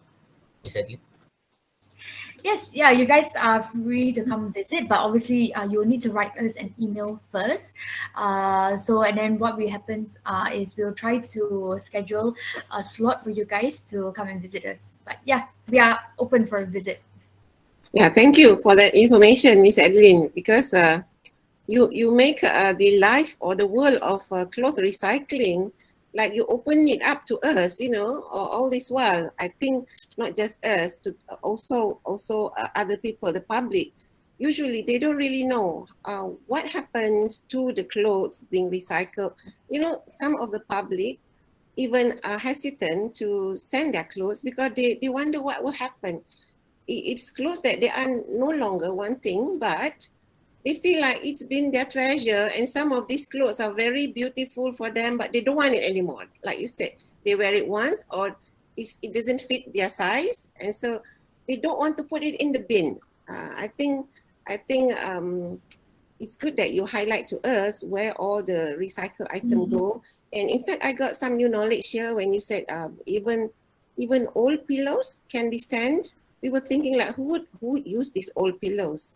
But it's the material that you want, isn't it? Yes. Even the accessories, women accessories, sometimes we don't use them anymore. We don't know where to trash it. To put in the trash bin, it's like you can't put it into where you put your food, you know, but you don't know where to really send it to. I think it's very good what Kloth is doing for the public. It's just that one thing, I think that the public needs to know more about the activities of Kloth, because there are a lot of opportunities, upcycle opportunities. And in fact, from your information about women, Kloth Women Up, I realized that there's a lot that the university can also participate in this, help with the recycling, and then help the community as well through the income generating. That's something that gives me a lot of ideas for my future activities with students actually. Congratulations to Kloth for making all these opportunities possible for the society. Yeah, thank you so much, Pancharia. Yeah, I mean, I think, when we talk about recycling, it's often, the main three, recycled paper, recycled plastic, recycled aluminium, right? So, we realize that, hey, there is a gap in this industry where, fabric recycling is not as known, right, as the other recycling. So, yeah, we are trying our best, to expand to the other states as well. And, one thing, right, when we talk about fabric recycling, right, so this is a very, what do you call it? Malaysians has this mindset that, every thing that we don't want, in regards to clothes, okay, we give to the orphanage, right? Or we give to, what do you call it? Those shelter homes or, whatever.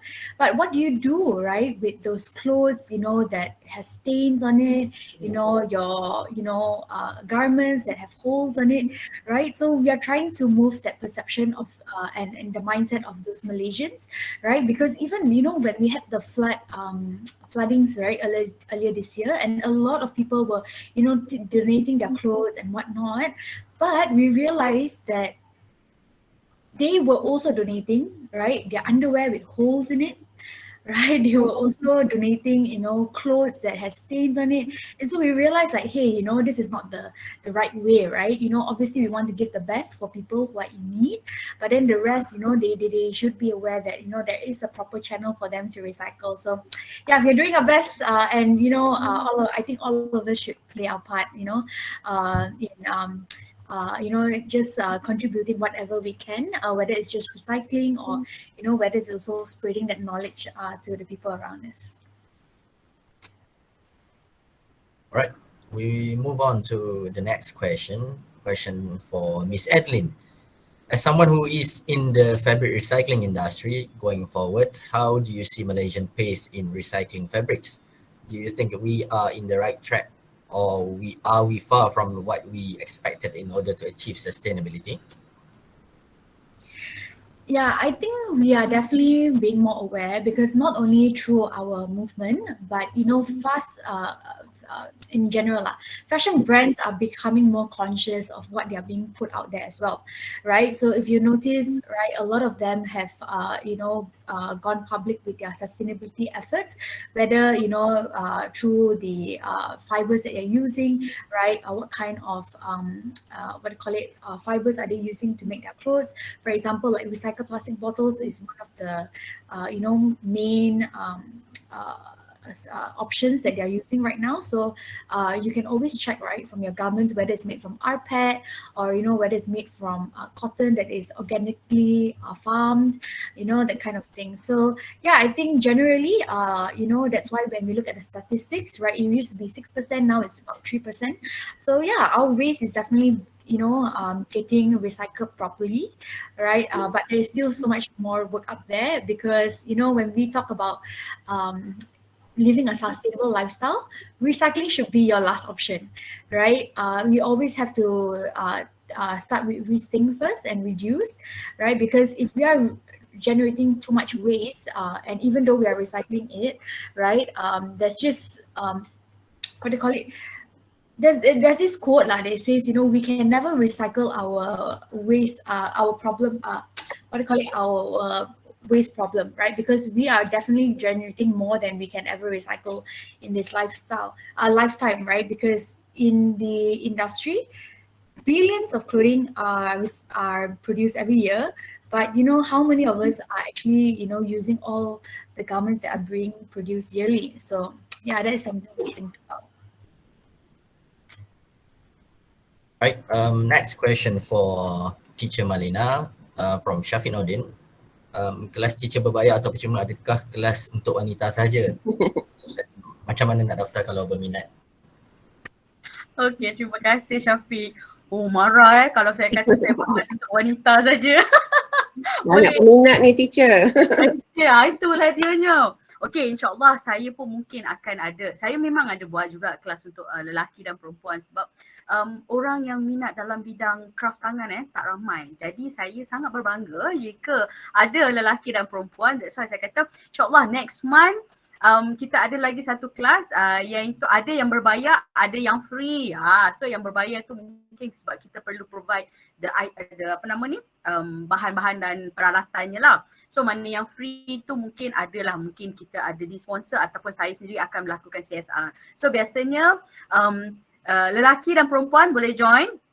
Tapi kalau program di bawah PPWN, saya hanya untuk wanita. Dan kalau berminat nanti boleh tengok di Ratu Manik Marlena. Dekat Facebook tu kalau ada apa-apa program saya akan update di situ. Okay? Alright. Thank you.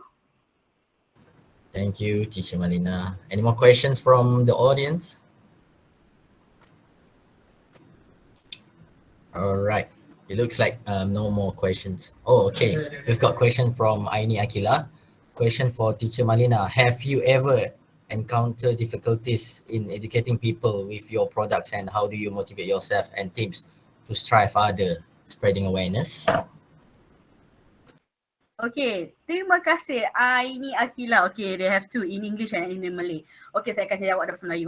Okay, cara untuk menangani. Satu, cara kita mempromosi kita punya classes. Contohnya, saya akan buat live session, saya akan share dalam Facebook, saya akan buat poster kalau program saya akan datang. Contoh program hari ini, you all dah buat poster, saya share to all my my groups, mana yang saya ada. Second thing, the way you handle the class and handle manusia, you have to learn about kemanusiaan juga ya. Macam saya katakan, macam tadi, saya ada sedikit ilmu tentang psychology, saya ada sedikit ilmu tentang NLP. NLP is Neuro Linguistic Programming, which is I can read people. I mean, bukan secara keseluruhan, tapi saya boleh lihat sedikit tentang karakter manusia.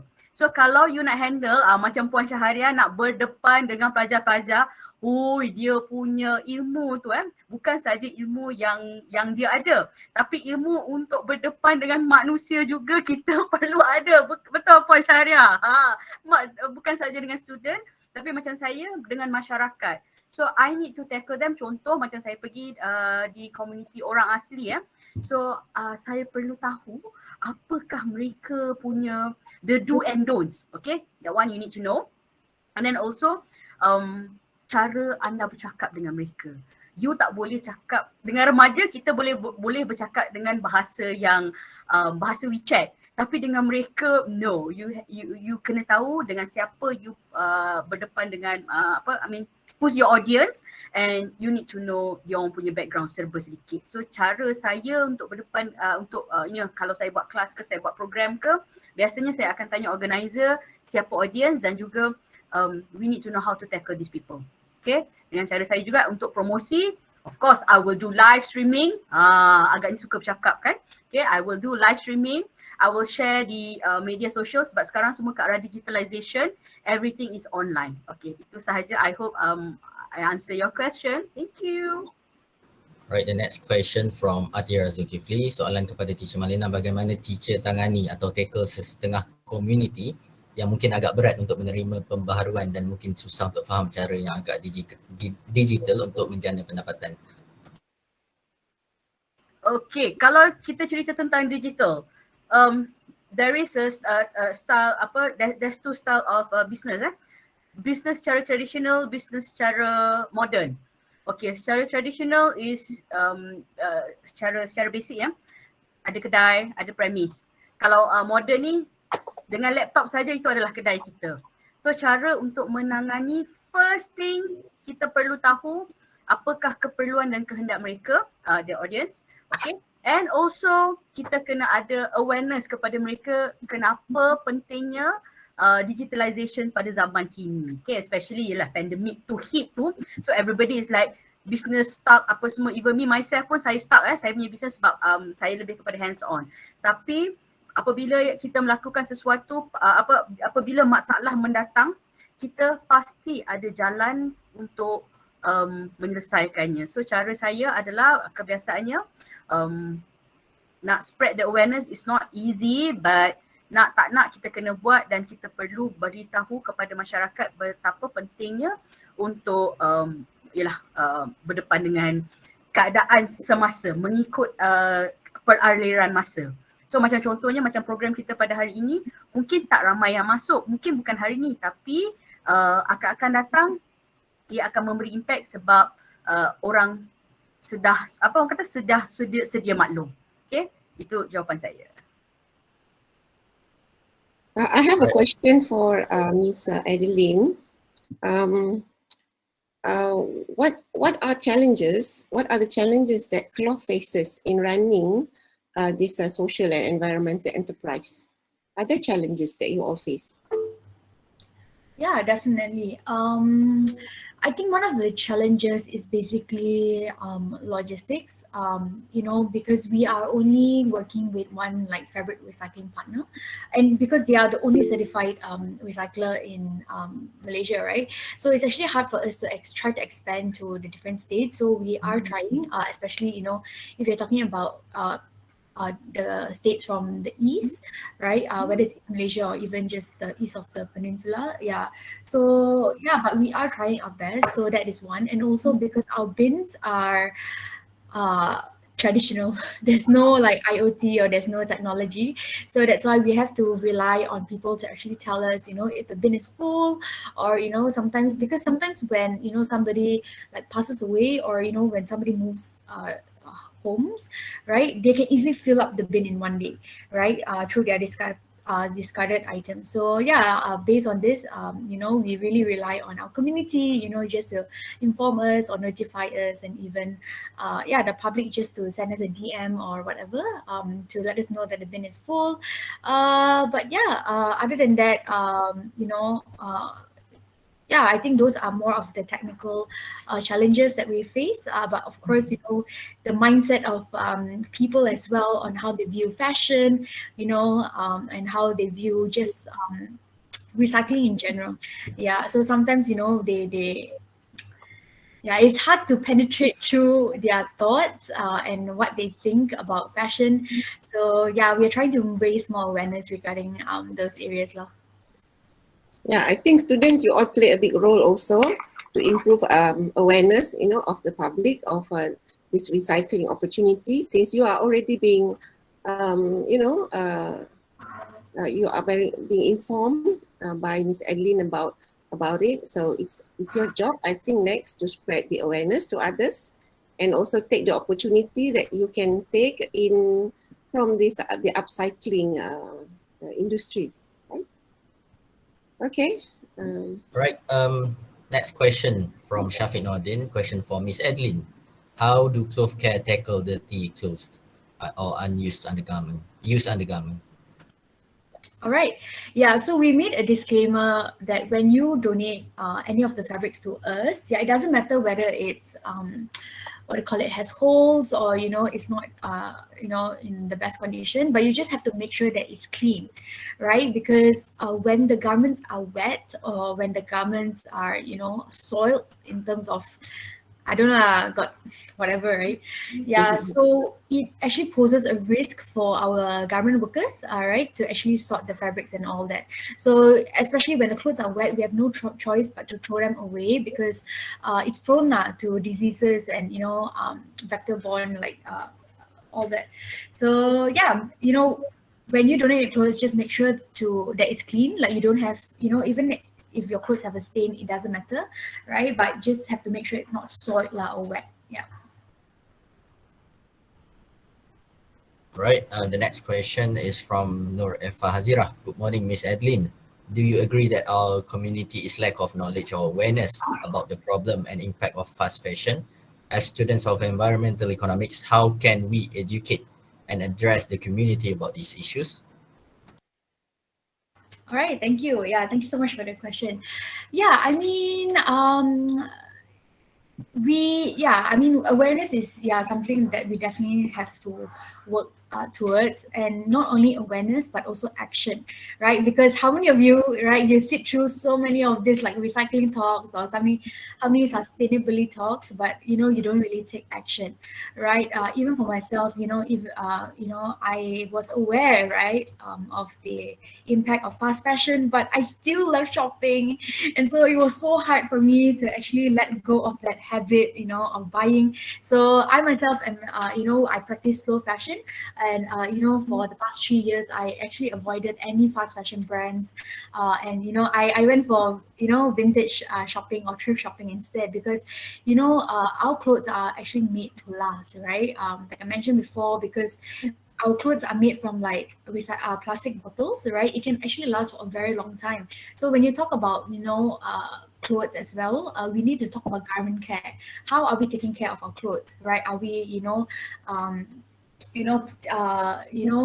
we handling it with care, or you just simply wash and then sometimes your baju already like so what do you call it, loose, right? And so yeah, garment care is also like one of the ways that we need to think about. And then okay, how does the students, I mean, hey, you guys are the upcoming generation, right?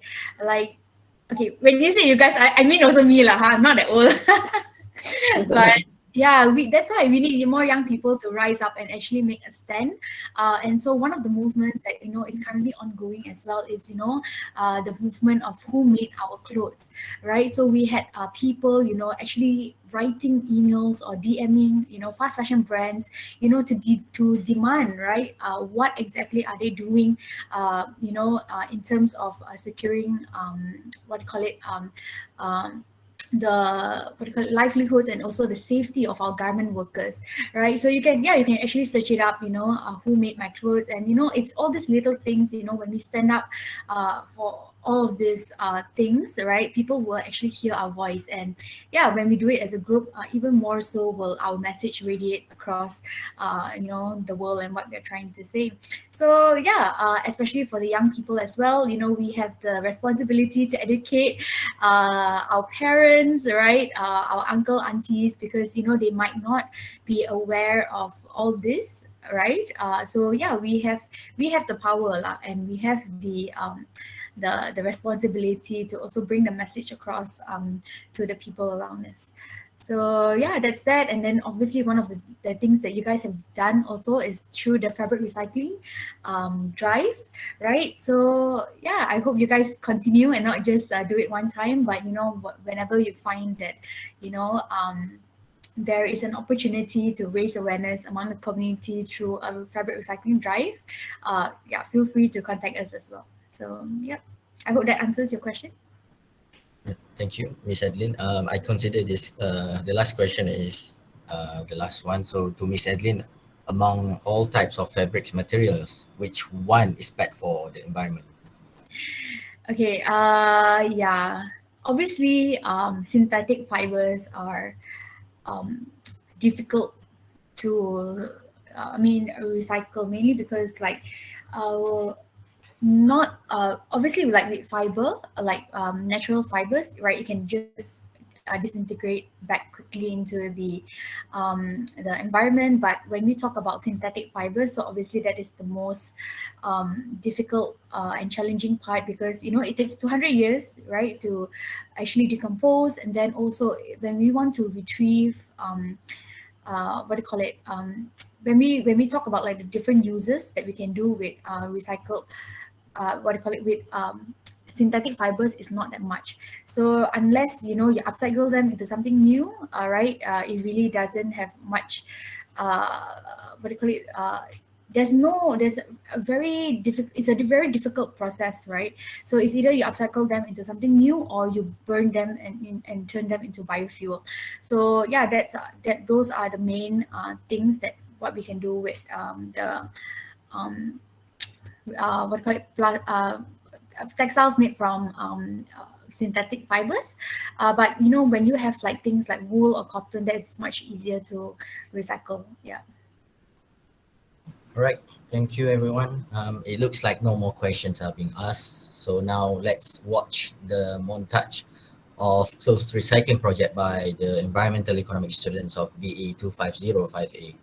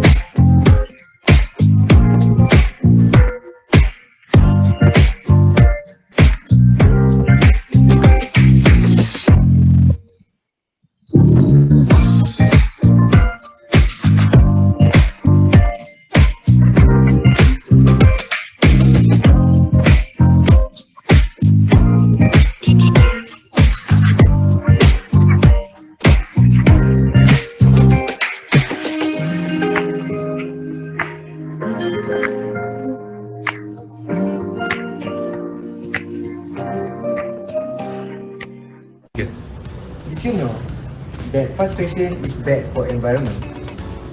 What we need to do is start to collect our clothes and give to those who need. Start protect your environment by donate your clothes now. It's now or never. Because the second best chance was several minutes ago, but the next best chance is now. I support #I Carry Clothes Care. Like donating clothes help the environment in two ways.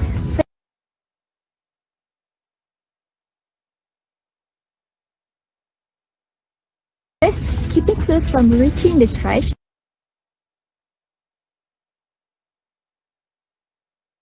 Means that it will not start breaking down and releasing gas that harm the planet. Second, it also creates less demand for new clothing, with less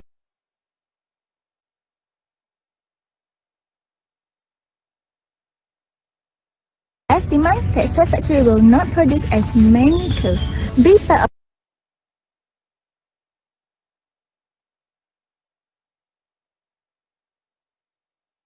of clothes recycle and donating clothes. Together, we save the environment.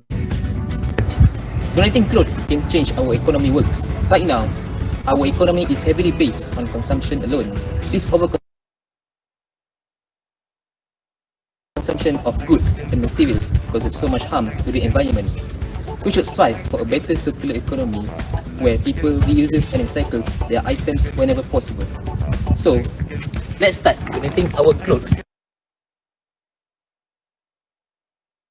for a better circular economy, for a better future. My taste for trying on the latest fashion is always there. However, I realize a lot of waste is produced from keeping up with the fashion trend. I believe this fabric recycling program benefits our environment and community by using less monetary and environmental resources. By reusing the fabric, thus reduce the waste to the environment. I'm happy and honored to be part of the program as I get experiences and exposures. And I have also known the importance of saving our environment. To prevent clothes from ending up in landfill, we should start donating them locally. So last but not least, be the change you want to see. My opinion is a program like fabric recycling is a very meaningful program because it can teach people to how they can contribute to save the environment. So keep recycle your unused garment for us to have a clean environment and also for our future. My reflection about this project with Kloth is that recycling is very easy and it helps declutter your house from unnecessary clothes that you do not use. By doing so, it helps prevent clothes from being in the landfill. So let's recycle and do better for our earth. So what I gained from doing this project, I know some of the reasons on why we should recycle our clothes. First, it saves landfill space. Second, it reduces greenhouse gases. Third, it conserves energy. Fourth, it helps those in need. And last and foremost, recycle creates spaces in our home. So what are you waiting for? Let's recycle our clothes with Kloth. By doing this project, I know how to send and allocate my unused clothes, and I know how to educate people on the right way to allocate or to throw away their unused clothes. I'm very happy to be part of the #ICARE and #Joint Development with my class. This program really benefits me and gives me lots of exposure on environmental economic issue. Let's protect our earth. Hello everyone, I am really proud for being part of this recycling cloth project. When we recycle cloth and other items, we play a part in reducing landfill costs for cities, which increases the budget for the other important city needs. So guys, don't throw your clothes instead of donating them and recycling them. Thank you. I am very glad to be a part of this project. When we don't toss our clothes in the trash, they don't end up in the landfills. Do you know that landfills are very harmful in so many ways, impacting not only our environment, but also municipal budget and the health of our communities? This cloth recycling not only help in clearing our landfills from those unused fabric, but also create opportunity to upcycle and create new products that are sustainable and promoting to other people about recycling. I am really enjoying doing this recycling program as I found that this is a really good initiative to help save our environment. And to all people out there, if you find yourself nothing to wear while having a closet full of stuff, decluttering is my recommendation. Only keep items you want to wear and drop the rest of the unwanted fabric to Kloth bin or any other fabric recycling center near to you. You won't waste your time digging around your closet anymore. And let us start taking this little step to protect the earth together. The event that we conducted is fabric recycling with the Kloth that for me has some meaningful, which is it can make us more aware on the environment because it is play an important role in healthy living and the existent life on the earth, as we all are dependent on the food, air, water and other needs. Therefore, it is important for every individual to save and protect our environment. With our webinar, not only we gain new knowledge regarding recycling unusable clothes, but we are actually urging them to start recycle as it can help to save our landfill space. Landfills are harmful in a variety of ways, impacting not only our environment but also municipal budgets and health of the entire communities. When we recycle our unusable clothes and other items, we play a big part in reducing landfill costs for our cities, which can increase the budget for other important city needs.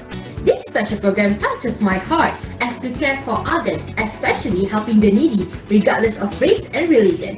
The impact of this program had created awareness about giving and sharing, of which an important aspect in life, as we could ease off certain burden to many unfortunate people. I personally appreciate the goodness of sharing among us and also appreciate the works of Kloth Foundation and eco-environmental organisation in motivating Malaysians to care about the environment and recycling all types of fabrics to put to a good use. Hi guys, there are many benefits of recycling our clothes. First, recycling reduces waste sent to landfill and incinerators. Second, recycling prevents pollution. Third, recycling conserves natural resources. Fourth, recycling conserve energy, and lastly, recycling creates jobs and also producing economic benefits. Our project is about garment donation, which help to reduce the amount of waste on the landfill. Clothes that end up in landfill contain various toxins that produce greenhouse gases such as methane, which contribute to global warming. By donating your clothes, you are actually reducing the size of landfill and the level of pollution. So what can you do in order to achieve a better environment? How donating your clothes can save the environment. This is what I learned from this program.